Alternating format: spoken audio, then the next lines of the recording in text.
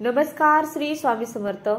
या लोकांना देव सुद्धा यश देतो, म्हणून या गोष्टी आवश्यक करा।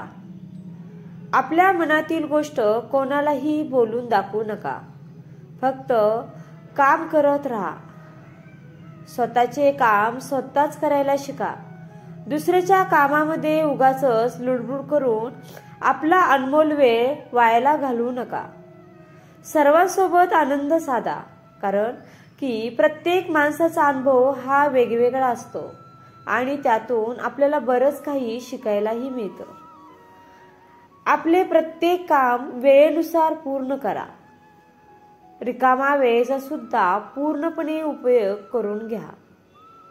इतकेच नाही तर आपल्या कामाची व्यवस्थित लिस्ट बनवून ठेवा आणि त्या लिस्टनुसार तुम्ही तुमची कामे पूर्ण करत राहा। काम पूर्ण झाल्यानंतरच त्याबद्दल इतरांशी चर्चा करा, जेणेकरून तुम्हाला उगाचच फालतू सल्ले कोणी देणार नाही आणि तुमची काम ही वेळेत पूर्ण होईल। कारण माणूस आहे, माणूस चुका तर करतोच, तेव्हा त्या चुका स्वीकारण्याची तयारीही ठेवणं आणि त्यातून योग्य ती शिकवण स्वतः घेणं हे खूप महत्त्वाचे आहे। अपयशाला तर कधी घाबरायचं नाही आणि त्या अपयशाला स्वतःचे हत्यार बनवून परत आपल्या कामामध्ये व्यस्त राहायचं। नेहमी खऱ्याची साथ सोडायची नाही। आपले काम इमानदारीने आणि सत्याने करत राहायचं। कधीही कोणाची फसवणूक करायची नाही। वेळ आली की नीती तुम्हाला तुमच्या कर्माचं फळ हे नक्की देतच असते। आपल्यामध्ये हा गुण नक्की रुजवा की इतरांबद्दल मात्र तक्रार कधीही करायची नाही।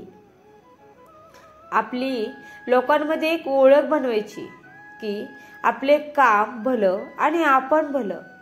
दुसऱ्या लोकांचा आणि त्यांच्या विचारांचा आपल्यावर कधीही फरक पडून घ्यायचा नाही। आपला वेळ नेहमी ज्ञान वाढवण्यासाठी खर्च करा। यामध्ये तुम्ही पुस्तके वाचन करू शकता, तुम्ही तुमच्या कलागुणांनाही वाव देऊ शकता। आपल्या आत्मविश्वासाचे रूपांतर कधीही गर्वामध्ये होऊन द्यायचं नाही, तर नवनवीन गोष्टी कायम शिकत राहायचं आणि स्वतःला परिपूर्ण बनवत राहायचं। प्रत्येक काम व्यवस्थित नियोजन करून पूर्ण करत राहायचं।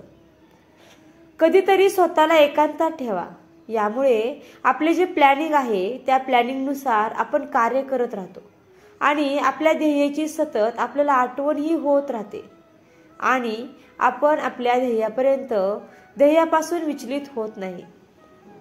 नेहमी स्वतःशी संवाद साधत राहा, यामुळे आपल्यातील चांगले गुण आणि वाईट गुण यांची आपल्याला पारख होते आणि त्यानुसार आपल्या चुकाही ज्या असतील ते आपण दुरुस्त करू शकतो आणि चांगले गुण असतील तर ते आपण वाढीसही लावू शकतो।